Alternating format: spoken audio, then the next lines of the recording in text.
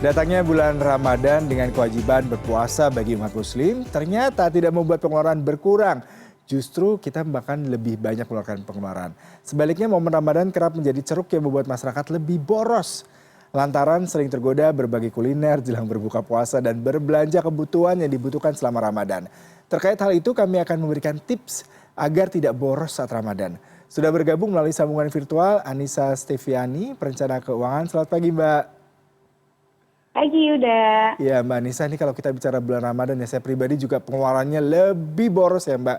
Banyak pertimbangan, salah satu yang mungkin tadi ya, kalau kita bicara mengenai pengeluaran untuk konsumsi justru lebih banyak nih Mbak. Karena rata-rata mulai banyak undangan bukber, udah juga lapar mata ya pada saat berbuka itu kita jadi konsumtif. Nah apakah ini merupakan salah satu faktor membuat kita lebih boros Mbak pengeluaran selama Ramadan ini? Oke, sebenarnya faktor yang bikin kita lebih boros itu bukan Ramadannya, tapi persiapan menjelang Ramadannya.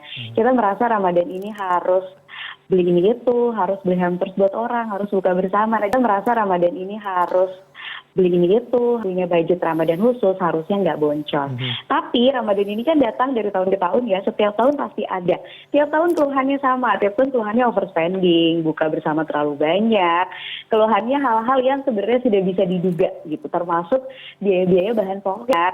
Keluhannya hal-hal bisa terduga ya, setiap Ramadan, setiap mau lebaran pasti harga-harga naik, tapi kita suka pura-pura kaget nih. Nah itulah yang sebaiknya disiapkan dari sebelum Ramadan. Kita siapkan budget khusus Ramadan, ada makan spesial karena biasanya kalau mau buka puasa itu makannya lebih banyak ya, meskipun kita makan 2 kali sehari nggak lagi 3 kali, tapi budgetnya biasanya lebih banyak. Kemudian ada juga alokasi beramal, biasanya di bulan Ramadan ini orang-orang lebih senang mengeluarkan uang untuk bersedekah dan beramal. Kemudian ada biaya-biaya lain yang mungkin muncul seperti kenaikan harga bahan pokok seperti yang aku tadi mention, atau berbagi hampers dengan teman-teman dan keluarga. Mbak Disa, berarti dalam tanda kutip kalau saya pribadi sih Berbagi hampers. lebih boros ya kalau melihat, karena tadi kita seolah-olah berubah perilaku. Tapi sebenarnya tidak ada perubahan ya Mbak. Bulan Ramadan maupun bulan-bulan biasa yang biasa kita jalankan seharusnya tidak ada perubahan terhadap perilaku konsumsi kita ya. Selama penghasilannya tidak berubah, seharusnya pengeluarannya juga tidak berubah. Prinsipnya kan begitu ya. Kecuali kalau memang ternyata menjelang Ramadan, oh kita akan kerja lebih banyak nih, sehingga uangnya bisa jadi lebih banyak, maka pengeluarannya juga boleh berubah. Nah itu yang biasanya orang tidak sadari kan, pengeluarannya lebih banyak, tapi kan penghasilannya tetap gitu. Kemudian nanti ada THR. Nah THR ini juga menganggap, oh THR ini boleh dihabisi nih semuanya, padahal ada alokasi-alokasi tertentu yang harusnya juga disiapkan untuk THR. Mbak Anissa, kalau kita bicara mengenai boros tadi ya, sebenarnya seperti apa sih tipsnya? Karena tadi salah satunya kita pasti lebih membelanjakan uang untuk kebutuhan-kebutuhan yang euforia ya terhadap Ramadan, seperti tadi mungkin berbelanja makanan, baju baru, kemudian juga beli tiket mudik dari jauh-jauh hari. Lalu seperti apa nih Mbak untuk mengelola keuangannya? Karena kan THR belum tentu turun dalam waktu 1 minggu ini gitu. Jadi masih banyak nafas nih orang untuk menghemat keuangannya. Iya, berarti menyadari kemampuannya ya. Kalau ternyata memang sudah tidak mampu lagi nih untuk buka bersama, apalagi makan di luar, maka harus belajar untuk menolak ajakan orang. Selama kita nggak nolak, selama kita iya-iya aja, ya wajar jadinya kalau uangnya habis-habis juga gitu. Karena selama penghasilan kita terbatas, gaji kita masih terhitung ya, kita semua tahu jumlah rekening kita tuh nominalnya berapa, nah itu juga harus dibatasi. Ini hal-hal yang sifatnya memang lifestyle. Karena sebetulnya kalau dari awal udah kita batasi, kita udah tahu nih, oh berarti seminggu buka bareng cuma bisa sekian. Dalam seminggu budget takjil itu berapa. Nah kalau nggak disiapkan, itulah yang kita 2 minggu pertama mungkin semangat, 2 minggu berikutnya langsung bengong nih, gajian masih lama, THR belum turun, Ramadannya masih ada gitu. Salah satunya mungkin dipermudah dengan online shop, kemudian juga berbelanja dengan daring, dan sembari menunggu beduk maghrib kita kadang-kadang suka browsing bikin cari makanan-makanan lain. Apakah juga faktor eksternal seperti ini juga berpengaruh terhadap perilaku konsumsi kita selama Ramadan, Mbak? Sebetulnya kalau ngomongin faktor eksternal ya, dari zaman dulu kartu kredit dibilangnya kartu setan ya. Aplikasi internet banking juga, oh ini gara-gara internet banking ini jadi boros gitu. Nah kalau sekarang yang disalahin ini e-commerce. E-commerce nih bikin boros gitu. Nah sebetulnya mungkin memperburuk iya. Tapi selama kontrol diri kita baik, kita sudah terbiasa mengeluarkan uang sesuai budget, harusnya sih nggak terpengaruh oleh apa-apa gitu. Bulan puasa ini beratnya karena biasanya lapar di perut itu jadi lapar di mata gitu. Siang-siang saat perut lapar, biasanya kita jadi pengen beli segala macam. Nggak usah makanan ya, bisa jadi pengen beli sepatu, pengen beli baju, pengen beli hal-hal yang sebenarnya kalau dalam kondisi kenyang tuh kita nggak pengen-pengen banget beli. Nah, kalau aku selalu menyarankan kita lebih mudah untuk menghindari aja gitu. Karena kalau kita nggak hindari itu akan lebih susah. Hindarinya caranya gimana? Hindarinya bisa dengan di-uninstall aplikasinya atau jangan sering-sering buka kondisinya selalu out misalnya di laptop ya, daripada harus menahan diri gitu. Manusia itu jauh lebih mudah menghindari daripada harus menahan diri. Iya, yang menarik tadi Anda katakan sebenarnya Ramadan ini kan sudah sebuah hal yang lumrah setiap tahun selalu kita rayakan, begitu itu juga dengan Idul Fitri. Tapi acap kali kita seperti lupa, ini seperti momen kita untuk bergembira, bersukacita jika expense-nya lebih banyak. Ada nggak sih Mbak langkah-langkahnya mungkin jauh-jauh hari sebelum Ramadan kita harus mengalokasikan dana sekian untuk tadi ya karena harga-harga sembako naik, kemudian juga banyak expense untuk bukber. Seperti apa nih Mbak langkah strategisnya Mbak? Betul, mumpung Ramadannya belum selesai, sekarang coba ditulis deh sebenarnya pengeluaran Ramadan kita itu apa aja sih. Soalnya kalau nggak ditulis, kita nggak pernah tahu sebenarnya seberapa banyak bocornya, seberapa banyak perbedaannya dengan bulan-bulan biasa. Kalau kita udah tahu perbedaannya, kita bisa siapkan untuk tahun depan, termasuk untuk Lebaran dan pasca Lebaran. Ini yang orang jarang bahas ya. Mudik mungkin tiap tahun orang udah siapkan, terutama kalau mudiknya jauh keluar pulau, itu biasanya orang udah siapkan. Tapi yang lupa disiapkan misalnya berbagi sama orang tua, itu udah disiapin atau belum?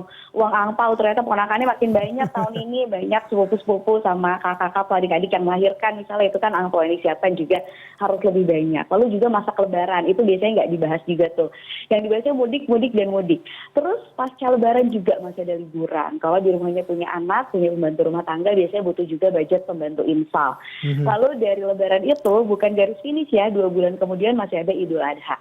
Nah itu sebaiknya disiapkan sebagai pengeluaran tahunan. Karena kalau orang biasanya ngomongin pengeluaran bulanan itu udah lancar. Jadi buat apa aja tuh udah tahu tuh semuanya. Bayar listrik, bayar sekolah anak, beli bensin buat transportasi itu udah lancar semuanya. Tapi pengeluaran tahunan biasanya itu nggak tahu persis apa aja. Makanya banyak banget yang pura-pura kaget ya ketika kita mau bayar pajak kendaraan bermotor. Aduh boncos banget nih bulan ini karena harus bayar pajak mobil. Padahal tiap tahun harus bayar pajak. Nah itu karena tidak disiapkan pengeluaran tahunannya jadinya boncos. Jadi ditulis apa aja pengeluaran tahunanmu, bisa jadi banyak, terutama yang mudiknya jauh, tapi bisa jadi juga sedikit gitu. Mungkin orang tuanya tinggal satu kota, mertuanya tinggal satu kota. Nah itu bisa jadi juga tidak terlalu banyak. Nggak ada tips pastinya, tapi setiap orang kalau kita udah tahu porsi-porsi pengeluarannya apa aja, bisa disiapkan uangnya dari jauh-jauh hari. Menyiapkannya satu, bisa dari THR. Kalau THR nggak cukup, mungkin istrinya bekerja, THR suami istri. Kalau dulu aku sama-sama bekerja dan suamiku, THR suami istri itu cukup untuk semua kebutuhan tahunan kita. Dan kalau memang nggak ada THR, atau misalnya kerjanya freelance, kerjanya memang tidak menghasilkan THR, maka harus disiapkan selama 1 tahun itu. Jadi setiap bulan bikin target nih untuk pengeluaran Ramadan dan Lebaran harus nabung berapa. Itu yang aku lakukan sekarang karena aku dan suamiku sekarang sama-sama tidak bekerja. Tiap bulan kami menabung sejumlah uang untuk digunakan saat Ramadan dan Lebaran. Jadi pas Ramadan dan Lebaran gini uangnya udah ready, udah tinggal dipakai aja. Berarti dengan konteks di mana memang perlu ada pos tersendiri ya Mbak untuk mempersiapkan seandainya Ramadan, terutama terkait dengan harga-harga sembako, daging, tadi juga kentang katanya naik, jadi sewaktu-waktu tidak lagi kelimpungan dengan harga-harga yang naik seperti itu ya Mbak? Betul, karena ini hal yang bisa diprediksi sekali gitu. Tiap tahun pasti akan naik dan tiap tahun pengeluaran Ramadan kita akan meningkat. Jadi alangkah baiknya nih habis Lebaran mulai deh dihitung. Kemarin Ramadan dan Lebaran itu habis berapa, dibagi 12 setiap bulan harus nabung sejumlah uang itu. Kalau aku kayak gitu dan worth sekali, jadi tidak pernah kekurangan saat Ramadan dan Lebaran.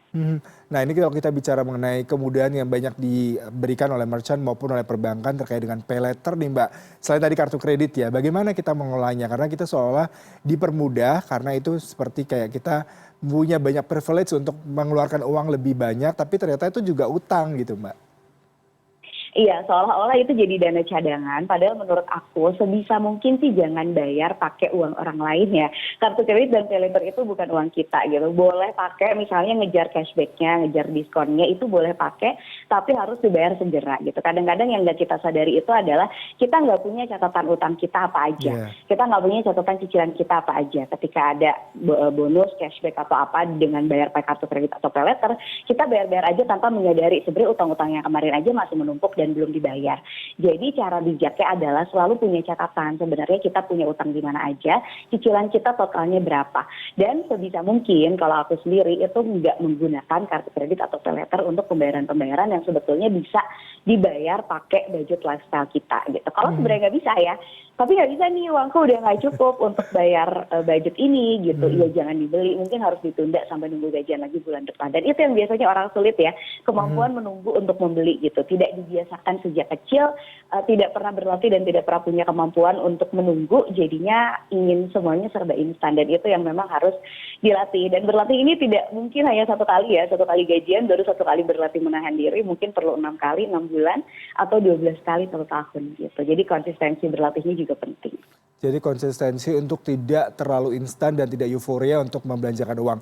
Sedikit Mbak terakhir mengenai tips, meskipun tadi Anda sudah memberikan beberapa spill-nya ya tadi terkait dengan menyiagakan dana taktis maupun pos-pos yang memang akan disiapkan seandainya memang tadi ada fluktuasi harga. Mungkin Mbak bisa memberikan informasi terkait hal ini Mbak.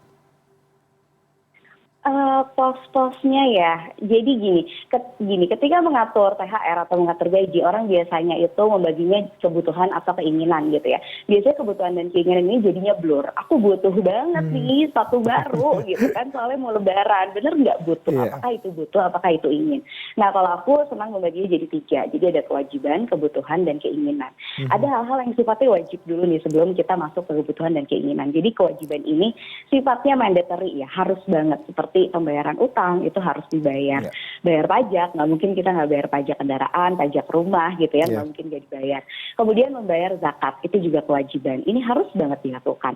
Yang kedua itu kebutuhan. Kebutuhan ini sifatnya survival. Kalau kita nggak beli, kita nggak survive. Kebutuhan ini biasanya berupa sandang, pangan, dan papan, berbagi buat keluarga, THR, asisten, dan orang-orang yang bantu kita di rumah, berkorban, atau pembayaran premi asuransi misalnya, itu butuh aja gitu ya. Kalau kita nggak bayar itu kita nggak survive, kita harus melakukannya. Dan yang terakhir ada keinginan nih. Keinginan ini sifatnya nice to have. Jadi kalau nggak dibayar, kalau nggak dikeluarin, sebenarnya nggak ada yang tersakiti gitu. Jadi keinginan inilah di level terakhir. Kalau ini nice to have aja, kalau dia nggak mengganggu survival mode kita sebagai manusia, maka itu keinginan. Nah, jadi sebelum mengeluarkan uang, kapanpun, Ramadan atau tidak Ramadan, THR atau bukan, diingat apakah ini kewajiban, apakah ini kebutuhan, atau apakah ini keinginan. Keinginan ini boleh dipenuhi asalkan kewajiban dan kebutuhannya sudah terpenuhi gitu. Dan tentu saja keinginan ini tidak dipenuhi dengan uang orang lain tadi ya, nggak pakai pay later, nggak pakai kartu kredit, bisa mungkin sesuai dengan kemampuan.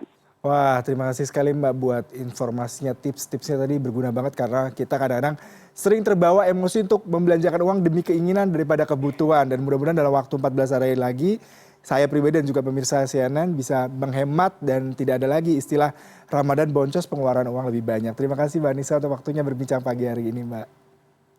Thank you Yuda.